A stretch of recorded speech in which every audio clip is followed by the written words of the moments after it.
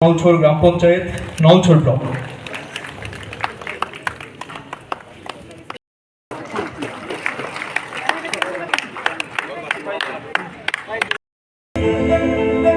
त्रिपुरा का सिपाही चला जिला आज ग्रामीण विकास, जन भागीदारी और सुशासन का प्रेरणादायक मॉडल बन चुका है।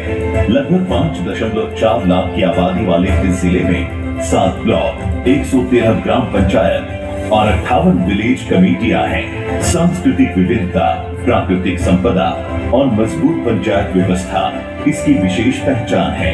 2026 উন্মোচনকে আরো ঐতিহাসিক করে তোলার জন্য অন্য জায়গায় যায় এবং সত্যি আজকে এখানে বিভিন্ন ভিডিওগুলো আমরা দেখলাম।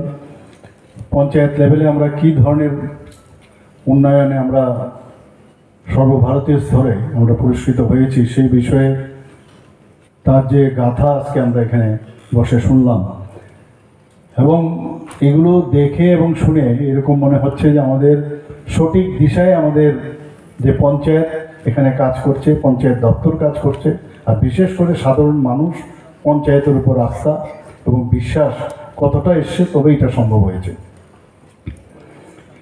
আজকে আমরা গণতন্ত্রে, ভারতের গণতন্ত্রই আমরা দেখেছি যে 73 যে সংশোধনী হয়েছে তাতে করে আগে পাওয়ার কিন্তু উপর থেকে নিচে যেত। এখন দেখা গেছে যে পঞ্চায়েত নিচ থেকে যে শক্তি, সেই শক্তি উপরের দিকে কিন্তু সেটা প্রবাহিত হয়।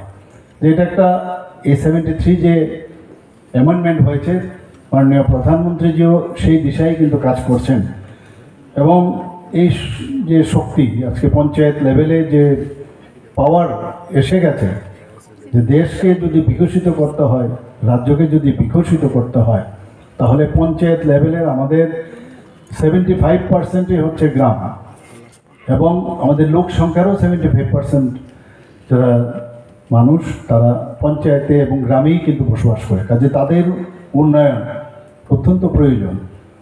এখানে মাননীয় প্রধানমন্ত্রীজির যে মূল লক্ষ্য আমরা দেখেছি, উনি বারবার বলছেন যে আমাদের যে পঞ্চায়েতগুলো আছে ত্রিস্তরীয় পঞ্চায়েত, তাকে নিজেদের স্বাবলম্বী হতে হবে এবং স্বাবলম্বী তো হতেই হবে, সাথে সাথে নিজেদের এম্পাওয়ার করতে হবে এবং যারা এখন যেহেতু প্রযুক্তির ব্যবহার চলছে সব জায়গায়, প্রযুক্তিকেও কীভাবে সেখানে যুক্ত করা যায় ওনার যে মূল লক্ষ্য সেটা কিন্তু আমরা দেখতে পাই ওনার কথা এবং কাজের মাধ্যমে। এবং ওনার মতে গ্রামীণ যদি উন্নয়ন না হয় তাহলে যেটা আমি বললাম যে বারবার বলছেন যে বিকশিত ভারত 2047 সেটাও সম্ভব হবে না। আমার পূর্ববর্তী বক্তারা এখানে বলেছেন, যিনি ঘোষক ছিলেন উনিও বারবার বলছেন যে মহাত্মা গান্ধী বিশ্বাস করতেন যে ভারতের আত্মা বাস করেন গ্রামে, মানে মেইন এখানে এপি সেন্টার, কিন্তু যে কোনো ডেভেলপমেন্টের এপি সেন্টারই হচ্ছে গ্রাম। যে এখন আগে কিন্তু আমরা দেখতাম যে গ্রামকে উন্নয়ন না করে শহর ভিত্তিক উন্নয়ন আমরা দেখেছি। আগে যারা দেশ শাসন করেছে কাগজপত্রে ছিল কিন্তু সেটাকে মানে পৌঁছে দেওয়ার যে ব্যবস্থা সেটা কোনো অবস্থায় আমরা দেখতে পেতাম না। এবং একটা শক্তিশালী গ্রাম, শক্তিশালী পঞ্চায়েত এবং যেখানে জনসাধারণরা আছেন, যেখানে মানুষ আছেন যারা গ্রাম পঞ্চায়েতে, তাদের যে সম্মিলিত প্রচেষ্টায় গ্রামগুলোর উন্নয়ন তবেই সম্ভব হবে। আজকে এখানে আমার পূর্ববর্তী বক্তারা বলেছেন যে প্রায় যে পুরস্কার দেওয়া হবে বিভিন্ন যে প্যারামিটারে, প্রায় 51 এখানে পুরস্কার আজকে এখানে দেওয়া হবে এবং এটা আমার মনে হয় যে একটা খালি পুরস্কার পেলাম এটা কিন্তু না। এগুলোর যদি আরেকটা সাইডে আমরা দেখি, যদি কয়েনের আরেকটা সাইড দেখি, তাহলে এটা কিন্তু মানুষের যে স্বীকৃতি, মানুষ, গ্রামের মানুষ আপনাদের স্বীকৃতি দিয়েছে, এই কারণেই কিন্তু আজকে আপনারা এখানে পুরস্কার গ্রহণ করবেন। মানুষ আপনাদের বিশ্বাস এবং আশ্বাস সেটা পেয়েছে এবং আমি নিশ্চিত যারা পুরস্কৃত হবেন, আমার পূর্ববর্তী বক্তা বলেছেন, নিরুৎসাহ আর কোনো বিষয় নেই। পুরস্কার যারা পেয়েছেন তারা তো আনন্দিত হবেন, একটা হেলদি কম্পিটিশন হোক না, এবং কম্পিটিশনের মাধ্যমে হেলদি কম্পিটিশনে হার জিত থাকবে, কিন্তু তার মধ্যে it is one kind of, মানে আমি বলবো যে যদি স্পোর্টসের সাথে আমরা তুলনা করি সেটা অনেকটা স্পোর্টসের মতো, যে সব কিছুই আমরা স্পোর্টস ইভেন্টের মতো আমরা যদি নিই, স্পোর্টিংলি নেওয়ার যে বিষয় সেটা চলে আসে, কাজে আপনাদেরও কিন্তু সেখানে যোগদান রয়েছে। তবেই তো সার্বিকভাবে আজকে আমাদের এই যে গ্রামগুলো উন্নয়ন হচ্ছে, পঞ্চায়েতগুলো উন্নয়ন হচ্ছে। আমরা অনেকগুলো এখানে জাতীয় পুরস্কার পেয়েছি, এই বিষয়ে এখানে বলা হয়েছে। এখানে আমরা রিপোর্টেশন আমি করব। তিনটি যে ইম্পর্টেন্ট যে আমরা যে পুরস্কার পেয়েছি, সিপাহীজলা জেলা সেরা জেলা হিসেবে স্বীকৃতি পেয়েছেন, কাঞ্চনবাড়ি গ্রাম পঞ্চায়েত দেশের সেরা হেলদি পঞ্চায়েত হিসেবে নির্বাচিত হয়েছেন, Baikunthapur village committee women's friendly panchayat হিসাবে স্বীকৃতি অর্জন করেছেন। আমি এখানে বিশেষভাবে উল্লেখ করতে চাই যে মোহনপুর ব্লকের বিজয়নগর গ্রাম পঞ্চায়েতের কথা, সেখানে কি করেছেন ওনারা জাতীয় ই গভর্নেন্স অ্যাওয়ার্ডের রৌপ্য পদক অর্জন করেছেন। এবং শুধু এবারই হয়নি, পরপর 2 বছর কিন্তু আমরা এই পঞ্চায়েতে আমরা পেয়েছি। এর আগে জিরানিয়া ব্লকের মসজিদ বসু এই পুরস্কার পেয়েছিল। তো এটা আমাদের জন্য অত্যন্ত আনন্দের বিষয়।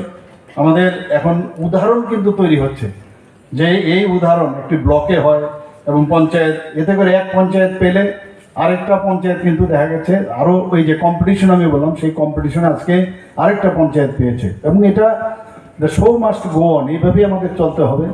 এবং আমরা কিভাবে আমরা এক একজন কম্পিটিশনের মাধ্যমে, যে এইবার যেহেতু এই পঞ্চায়েত হয়েছে আমরাও চেষ্টা করি আমরাও ভালো করার। এবং বিজয়নগর গ্রাম পঞ্চায়েতে অদ্ভুত একটা বিষয়, যেটা বুটিক পঞ্চায়েত ব্যবস্থাকে সামনে নিয়ে এসছে।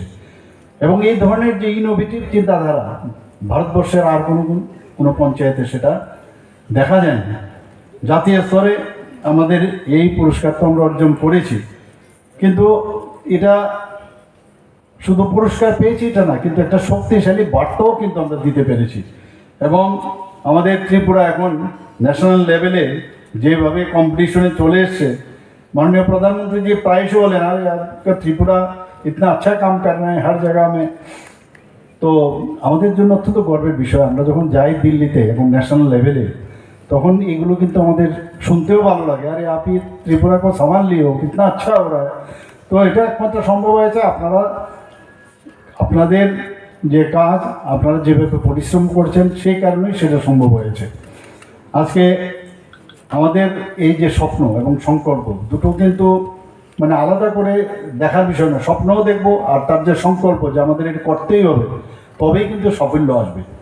আজকে এই যে কাজের মান এবং উদ্বোধনী যে চিন্তা, এগুলো আলটিমেটলি মানুষের যে ইচ্ছা আকাঙ্ক্ষা সেগুলো পূরণ করার জন্য এই যে পুরস্কারগুলো আপনারা পাচ্ছেন বা আমরা পাচ্ছি, সেটা কিন্তু মানুষের যে ইচ্ছা সেটাই কিন্তু একটা আমি বলবো যে একটা নিদর্শন। আজকে জাতীয় পঞ্চায়েত পুরস্কার সিপাহীজলা জেলার যে নানাজি দেশমুখ সর্বোত্তম পঞ্চায়েত সতত বিকাশ পুরস্কার আজকে এই বিভাগে দেশের মধ্যে সেরা জেলার স্বীকৃতি পেয়েছে। তেমনি কাঞ্চনবাড়ি গ্রাম পঞ্চায়েত ওই বৈকুণ্ঠপুর ভিলেজ কমিটি দীনদয়াল উপাধ্যায় পঞ্চায়েত সতত বিকাশ পুরস্কার পেয়েছে।